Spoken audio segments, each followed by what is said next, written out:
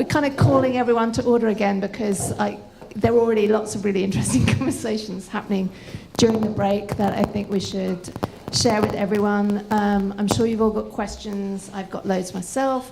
So I'm going to kick off because that's my prerogative. So I'm just going to ask everyone, if you have a particular dream for physics, or in Susan's case, for your art, and if so, do you think there's new thinking involved in getting there? So I'm going to hand it to the man on my left. I do. I think that we're... yeah, it's more than a dream. It's something I'm sort of trying to work on, or I'm working on. So I think we're going to need to... funding agencies and governments and everything, they're all pushing multidisciplinary work now, right? This is a thing. There doesn't seem to be enough money for everybody to do what they want to do. It's almost as if, okay, you've specialized enough, now work together and create either money or solutions or impact. And I think that's not a bad thing, actually, given the state of the planet. And so something that I'm trying to work on with a couple of project partners is a space, essentially a LinkedIn crossed with Facebook for the UN Sustainable Development Goals. And so this would be research organizations and academics, research, anybody involved in the organizations that could kind of go in, click on a UN SDG, for me it'd be climate change, for example, and see who at UCL is working on this, how they network, what they're doing, and how I can engage with it. And then I'd like to be able to scroll out of that and see Imperial and King's and everybody else pop up, and then further and further and see how we're all working together around specific UN Sustainable Development Goals. Private companies are working on this, everybody's starting to work on this, and so for me it's simply asking the question, where do we think the solutions are going to come from? Because I don't see it coming from, well, governments or Donald Trump or Theresa May or anything like that. But given that we're the ones that put out the papers and say, hey, you can't burn another barrel of oil if you want to meet this and you don't want 2 billion people displaced, then what happens? We kind of just publish the research, we get our outputs, and then we're busy doing whatever we need to do next.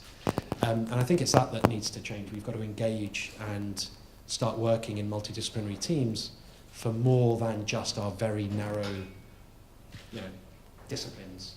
And that's a scary prospect, but also a fun prospect as well. So that's what I want to see happen. Well, I want to sign up to that. So let me know when that's coming out. Just carrying on that theme, actually, we might end up being one of these panels that agrees, but we'll see what the other two say. How can we not? Collaboration, building families and communities of researchers or communities of thinkers and doers and solution people. I really like that idea. What I would really like for science, but particularly for physics, is to see a growth in our industry, in our profession. So I'm talking as a profession. I want to see more people. I want to see more diversity, because to me, more people means more ideas, means more ways of thinking about a problem, a question, a challenge that you've got in front of you. I would like to see physics as one of the most popular areas or job professions to go into.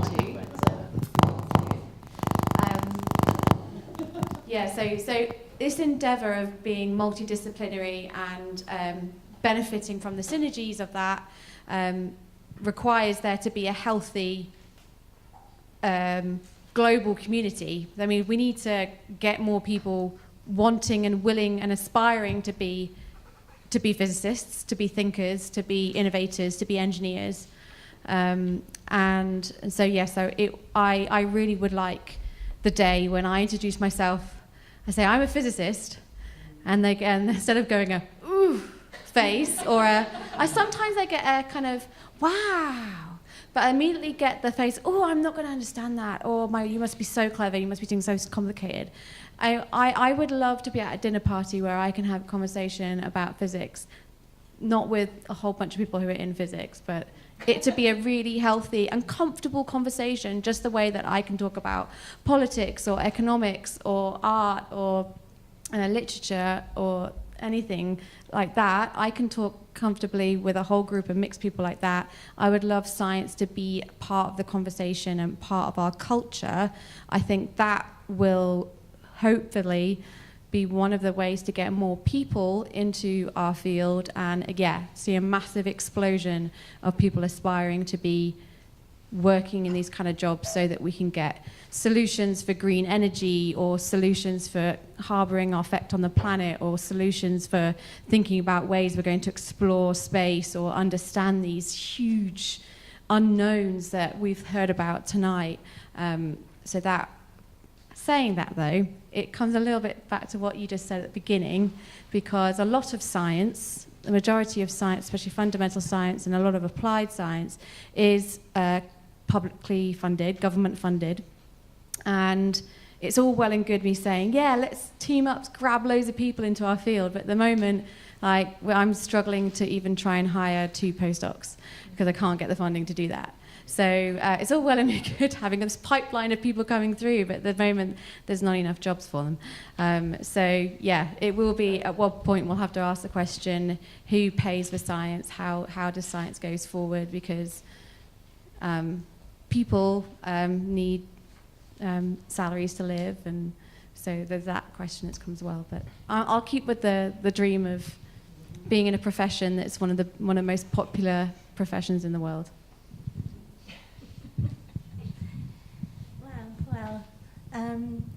That's interesting to hear you say that there's no money in science, because the arts we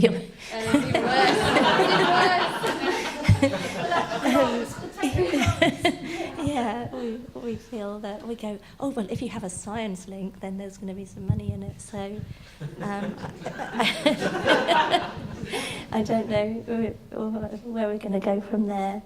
But I think I can only, with the idea of this, having these conversations across the disciplines now, which seems to be happening more, is something that we can all be really positive about. And I think from the last couple of years when I have been involved in projects like this between the arts and the science, it somehow it draws people from not from the arts and sciences, just people who don't have particular interest in either, somehow feel more able to access those events and things. I think we've had a lot more. I think we can learn it from the people that come in. If we want to draw in the wider public and have more of a conversation, that does help. Bring in the people who are interested in the science or the arts, this cross, but also people that wouldn't be interested in either. So I have noticed that. I think what I can do, the dream for my that art could have. I don't know. I suppose it's always been the dream that art all can do is just to encourage people to think, and at the moment to think about the environment. And the way that we relate to that, I think there's something that we share. I think there's a lot of common ground between the arts and the sciences from that point of view. So, I suppose the thinking side, some of the issues and things that the scientists are doing, there does seem to be more sort of practical solutions, perhaps, to the problems that are coming. But the artists can perhaps just make these more widely accessible, or just try and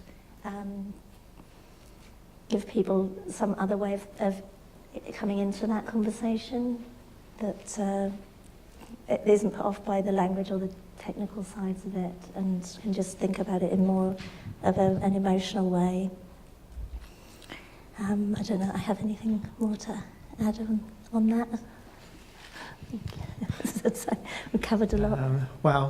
Okay, so as it was going along the line, I was like, I'm going to say that, and then someone else said it. Yeah, I think that's like...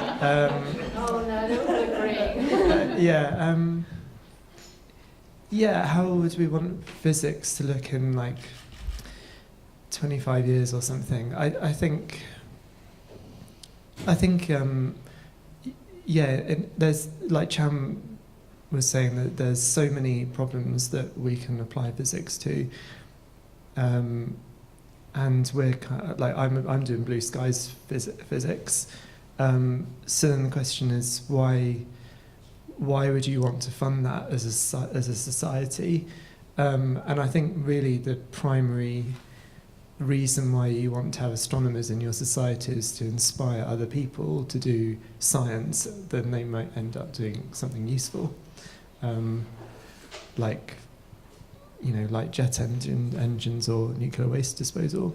And you see that from like the moon landings. So like when Apollo was sent up, the main outcome was just the inspiration. And I think scientists are quite poor at inspiring people, which is why we need the artists to make that emotional link.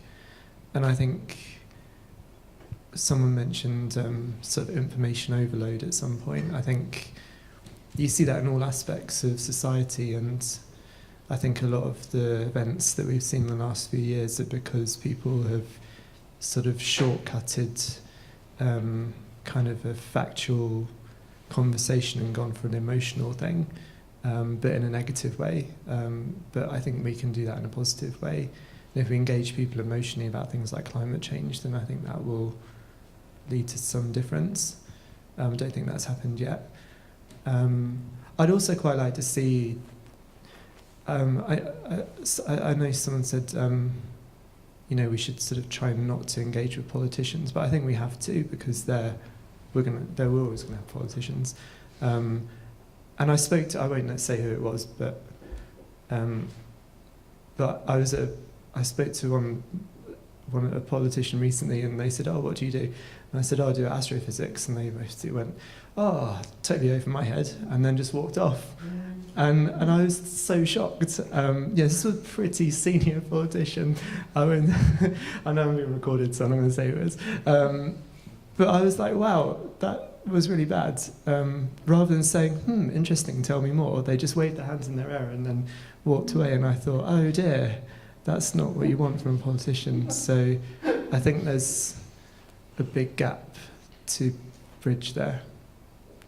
And I think there's not a lot of science involvement in politics, because if you look at the number of MPs, for example, who are scientists, very low.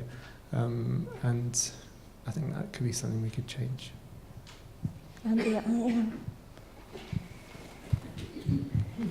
I could add for my just thinking about them was, yes, the running down of the arts in schools and universities and taking away the making facilities.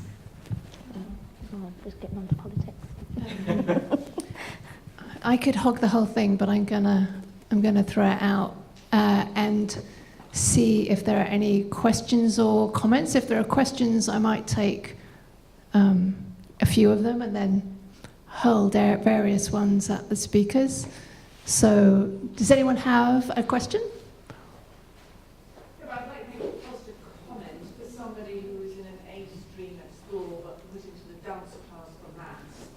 I just really enjoyed the your talk. It was so clear and practical and beautiful, and I had the sense of your connection to beauty through it. So have hope you will reach dullards like me and make us excited about it. So that's my comment to you.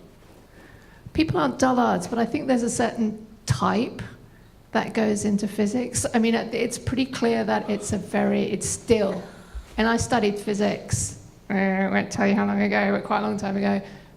It was incredibly male, and I'm not sure that that's shifted particularly.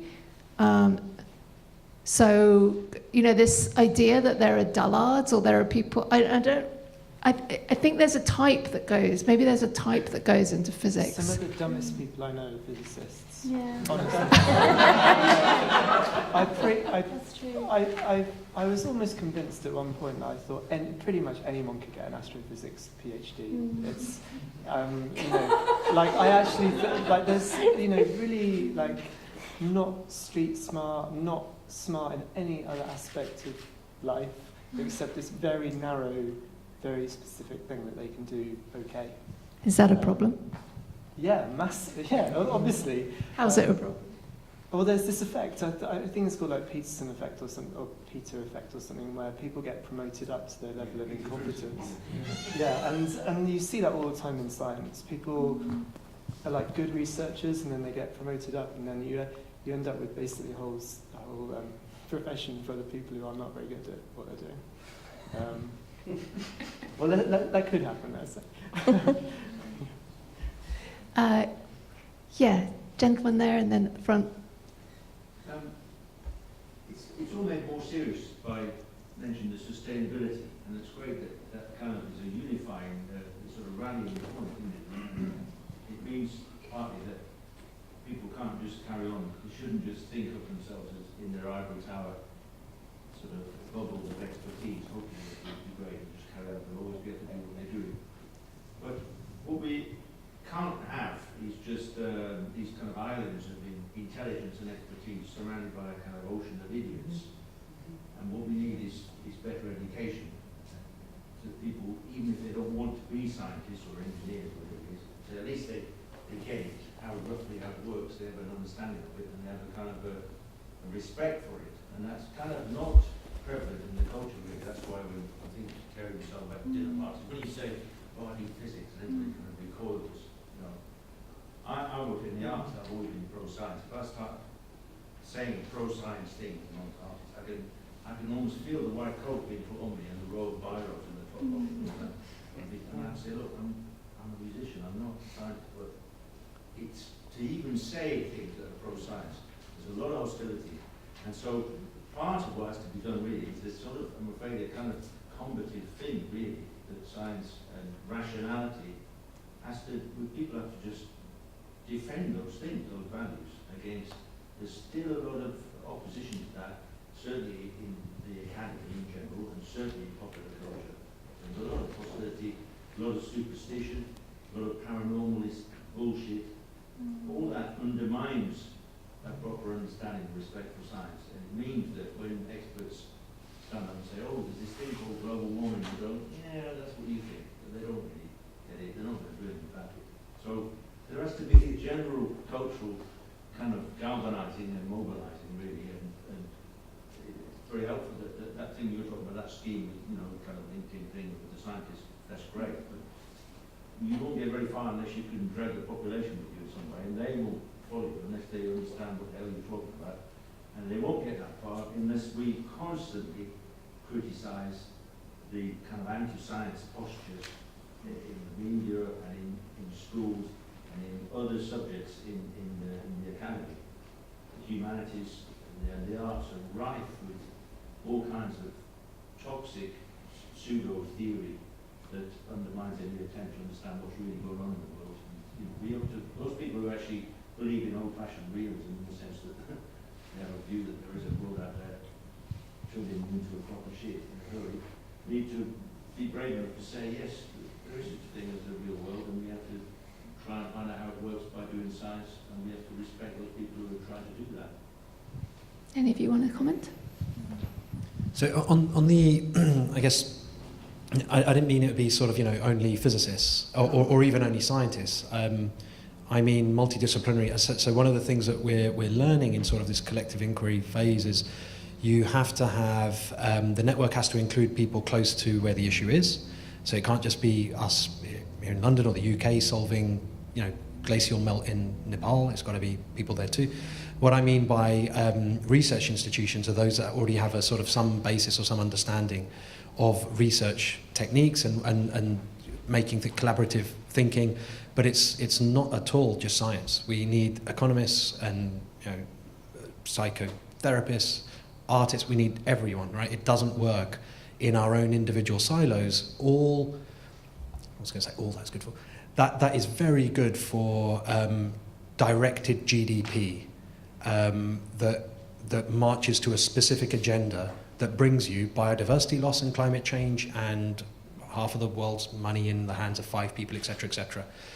So this might start off sounding weird, but I'm going to go anti-science for a minute. It's not all great. there's lots and lots of nasty stuff that has come out of science, lots of it, and lots of this, the technical nonsense that gets thrown out just because we should make stuff for the sake of making stuff because it sells, is also us, right? We're making lots and lots of crap a lot of the time and flooding markets just because that's, you know, what's done now. We're sort of turning the planet into a factory. So we've got to look at ourselves as well. Right? It cannot just be scientists or physicists or academics sitting there saying, okay, how are we going to solve the problem? We've tried that before. We've been doing it for hundreds of years and it's not working. Right? It's got to be, you know, I really just go back to what Stephen Hawking said in terms of global citizenship, seeing yourself sort of trans-border and without these labels of physicists and scientists and who, you know, it's all these economic theories, collaborative theories and everything show that you've got to come together around a shared passion, whoever you are, as long as you sort of leave your ego at the door, come around something that you care about and then bring your whole self to it, the solutions that come out of that are, you know, unpredictable and, you know, incredible most of the time. And so that's sort of what I'm talking about actually when I'm talking about this LinkedIn, Facebook type thing. But yeah, it's how we're talking, how we're communicating to the general public, why we're not, where we're being forced into different areas. I can feel it, right? I can feel the government pushing me this way because of the industrial strategy that says we've got to do da-da-da-da-da because of Brexit coming, blah, blah, blah. I'm like, wait a minute, I wanted to be a scientist. Right? What is this? And we don't, when I say we, I'm, you know, speaking for many, I'm not saying all, we don't look at that. We are in ivory towers a lot of the time, doing our stuff because it's fun, it's good, and we're answering questions. There's not going to be a planet left if we carry on like that. Yeah. Sorry. Is this working now? Yeah. No? Okay. So one thing I've often thought about what you were saying as well is this connection thing, and it's also a perception about job title and job role and what we do, and what you just talked about, you know, is there a different way of thinking to be a scientist? And this also links into your experience with said politician doing the funny reaction that we always get when we say we're physicists. We need help. Physicists, scientists need help to update our image so that people aren't scared of what we do. And people aren't scared of the idea of someone is highly trained in an area so they can call themselves an expert. Physics really does need particular help, as well as engineering as well, in terms of the other sciences, in people not being afraid to start a conversation with a physicist. What is it about us that is so frightening and so intimidating, or so, you know, where is the barrier and where did it start? The maths. Well, yes. It's in numeracy in that sense. You know? Yeah. So it's a language barrier, we could call it that. You know, the terms that we use are unfamiliar to a lot of people. The language that we speak in, the mathematics and all the terminology, the concepts are also things that people have never heard of before. But then I look at other subjects that do have very difficult language and concepts, like law, like medicine. These two subjects that require many years of training to become an expert, speaking in a language, using words I've never heard of. I never studied Latin. I didn't go to a school that did Latin. I don't know half of the phrases that people use in legal documents or in medical terms. And yet that doesn't scare people if you say, I'm a lawyer, or I'm a doctor, I'm a practitioner.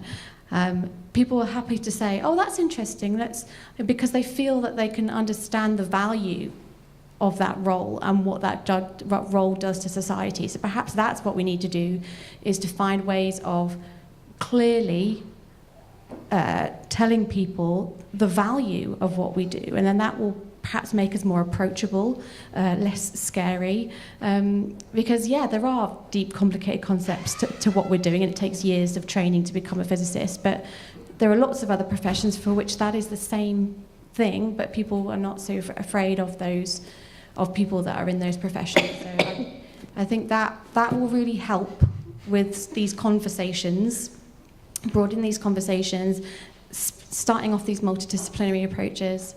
And I think that's a collective that we have to do. Non-scientists and non-physicists and physicists need to think about ways of of updating the perception of what we do and who we are, because I really don't think that I'm that different to anyone else. My math skills are terrible, but I've still managed to make it in a career out of this profession. So yeah. Take a few more questions. So there was one at the front, there's one at the back, and there's one over there. So maybe if we could keep 3 questions quite short, and then we can try and answer them all in one go. Okay. Sorry, I was going Yeah. to do the chap at the front. Okay. Had his hand up for one. Well, my question is sort of slightly going off at a tangent, but it's still related to this idea of how do you inspire people to be excited about science rather than frightened of it. And I know, because I'm a science lover, that what I get excited about might be a little bit different. But not so long ago, we had what seemed to me to be the most extraordinary proposal, which I think was called the Starshot Project, proposed by Yuri Milner, who's a Russian billionaire, which was that it would be actually possible to send probes into interstellar space and get to other stars in a relatively short period of time. I got incredibly excited about it, as I say, because I'm a big fan of things like this. I wonder how many people did, I don't know. And of course, I know we've got one person here in our expert team who was a laser physicist who may have her own technical opinions on whether the idea was remotely realistic, but it certainly got the backing of Stephen Hawking, amongst others, and was something that needed to be taken seriously. So I'd like to... Your question is how do we inspire people? Yes, exactly. How do we inspire people? Is this a good idea? Or that particular example, is it realistic? Or is this going to sound like crazy science fiction to the world at large? The crazy ideas. Yeah. Okay, so that's one question, and then I'm going to take the other 2 and we'll deal with them. Yes? Yes, so I just wanted to ask about, I think that part of the problem of communicating science is that scientists often undervalue ordinary forms of communication. So I think a lot of scientists are very sniffy about people writing popular science books and then becoming very popular in the public eye, but maybe not doing much research. And I think that, in my experience, when I've been to events and talked to scientists where you ask them questions, sometimes some of these scientists don't want to answer questions outside of their area, even if it's a tiny, tiny bit outside of their specialism. They won't even answer the question. And this is not impressive, you know. And I think it's great that you guys are coming out and talking to the general public and taking the time to do that, because I know you're very busy people. But I think there needs to be a real change in the way that we educate scientists to talk to the public and this is one of those things. That's great, thank you. And yes? Yeah. I actually had a different question when I came here, but you said something that I want to respond to, because you said, we just make stuff for the sake of making stuff. I think I'm going to slightly disagree with that, because I see something far darker. And I'll give a couple examples. The Ayre process produces nitrogen-based fertilizers without which we literally would not be able to feed the 8 billion people that we have. And we likely would have seen famines during the 20th century that would have kept the population far lower. But that wasn't the original intention of that process. It was created because the Germans in World War I needed to make munitions. We could have nuclear reactors that are based on thorium instead of uranium, and why did the US go with uranium? Because they wanted fuel for nuclear weapons. There are specific times when scientists have bought into a political agenda. Whether they did it consciously or not, there were long-term consequences that came as a direct result of their activity. And forgive me, the university I went to, Edward Teller was on faculty there, and he wanted a thermonuclear. Do you have a particular question? Yeah. So my question is, how do we encourage consciousness, both in the general public and in the scientific community, when the temptation to refuse money is very, very difficult? When the only thing that someone will pay you for is a technology that has substantially negative consequences. Okay, great. That's great, because those 3 questions are pretty interlinked, I think. So the first one was really, how do we inspire, and is it with kind of crazy outer space, interstellar projects? Then there was, do we inspire by people coming into normal conversations? And then the third one was about how do we encourage consciousness within the scientific endeavour, really, about the possible impact of what we're doing. So who wants to take which? I know you're going to take the consciousness one, aren't you? It's I think so. When I I'm showing the brain, I'm kind of speaking more than just, hey, we need to think about what's going on in our brain. I really am thinking about what are the methods with which we work. What we're only just now getting to understand or see what's going on in the brain there. So how we work, how we're manipulated, what's going on, what are preconditioned pathways and fixed action patterns, all this kind of stuff. These are all very, very important things that act on motivation, incentive, and what we're blind to and what we're not blind to. And so I think for me, it was, I was very much one of the people over there that didn't want to stray from my expertise, because it's a scary place, right? You've spent a long time getting up into this very, very high, narrow tower. There isn't much room to move out, right? You fall. And so it's quite a to recognize that actually I need to either be up there or come back down and be a human embodied in the universe as well as thinking machine in my brain that's good at making tech and that kind of stuff. That was a bit of a leap. It was, meditation and things like that absolutely helped massively, and seeing what that actually is doing in the brain. There's a real thing that people like Ian McGilchrist and others talk about, which is essentially an addiction to thought, right? The non-ability to stop thought, or at least to not attach to it. This is a real thing, and you can see mindfulness popping up all over the place. I'm hoping that will get hold and people will start getting a bit deeper into it, because mindfulness is really the first stage of just sit down and get settled before you start the actual process, which is a whole other gambit. So I think, scientists and people that start to recognize that they're part of a system, and start to look at what their role is in holding up a particular system and the power and the capacity that they have to change and disrupt that system. I think that's where my great hope is. And multidisciplinary teams are brilliant at that, because they'll give you other perspectives and they can shake you out of a worldview that objectifies. And I think that's something that when Nicola was sort of talking about, is there a certain type of thinking? Well, yeah, Schrodinger got it, and other people spoke about it a lot. It's objectification, right? You take something, you strip it from context, and you measure the crap out of it, right? And then you say, what's the meaning? There is no meaning. Of course there isn't meaning. You stripped it from all context. And we pretend that this subjective construct called objectivity is actually real. Right? These are just great games that we've used to exploit materials so that we can make stuff and do stuff. And now we've got to a point where, all right, we're pretty good at this, and it's quite damaging to the planet. Maybe we should change how we do it. And that's where I think I am, at least. I'm going to throw this over to Tom, because he's been a bit quiet lately. Yeah, I mean, how do we inspire people? I think the starshot thing is really cool. I like your new metaphors, though. I like the way you were talking about transparent matter and light matter. Yeah, I think I mean, I think a lot of the words we use are very important, and I don't think scientists pay very much attention to that at all.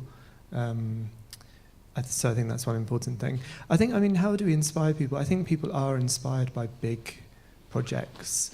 Like when they first built the London to Birmingham railway, it was considered to be like the most amazing technological development ever, and the whole country got so excited about it. They were, digging tunnels and stuff in the Victorian age. Then you saw a similar thing with Apollo, and I think we live in a kind of sad time, in a sense, in that if we'd lived a few hundred years ago, there was the opportunity to be an explorer, and you could properly go somewhere, and you didn't have a map, and you could get on a boat and you could go somewhere and you could do proper exploring. In a few hundred years' time, hopefully we'll be in a similar position, but in space, and we live in this kind of perhaps boring time in human history where we can't explore on the Earth because there's Google Maps absolutely everywhere, and yet we can't get on a spaceship yet. So we're kind of we're just twiddling our fingers for a while, and I think maybe people are sort of missing that sense of adventure. And then the other question, I don't know, sort of relating to ethics, I suppose. Yeah, I think scientists have in general, this is a generalization obviously, but I think they don't have ethical training at all. And I think that's you see that all the time, not only in the choices of what big projects happen, like fertilizers or whatever, but just in the culture of science, the way people interact with each other, the competitive attitudes, the rivalries and the egos, and like people, like the motivation and desires why people do stuff. I don't think it's always pure. Despite what people say, I don't think it's a lot of the time. I don't think it's purely motivated by the desire to do amazing science. Most of the time, people are trying to get one over on their collaborators, trying to get out the paper. That's the real desire.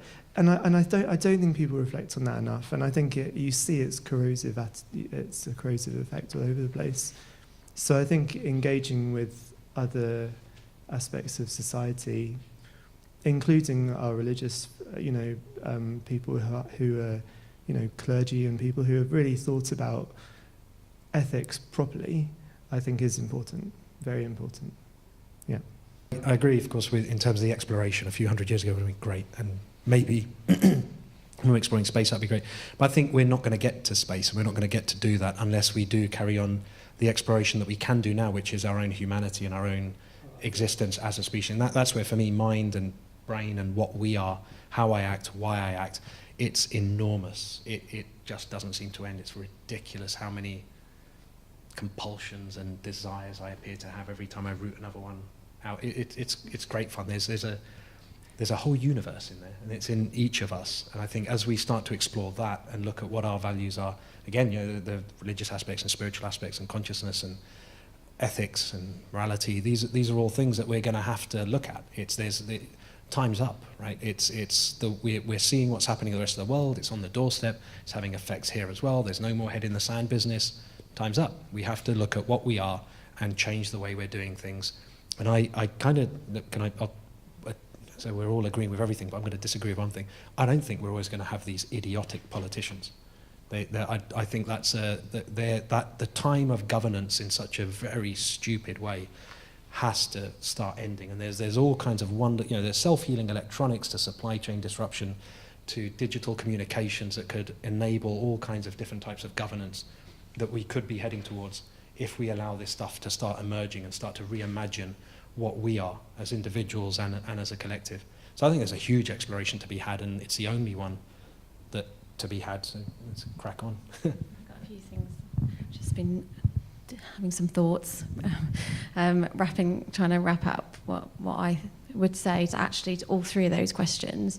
There was an event at the Royal Society last week, I think it was, actually talking about the culture of science.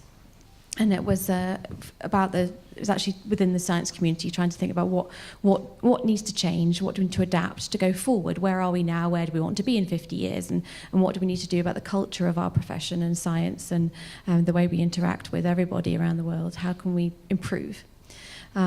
But the three things that I would like to see change in the culture of research and physics in particular, which would actually help with all three of our areas, is to do about having inclusivity, transparency and responsibility.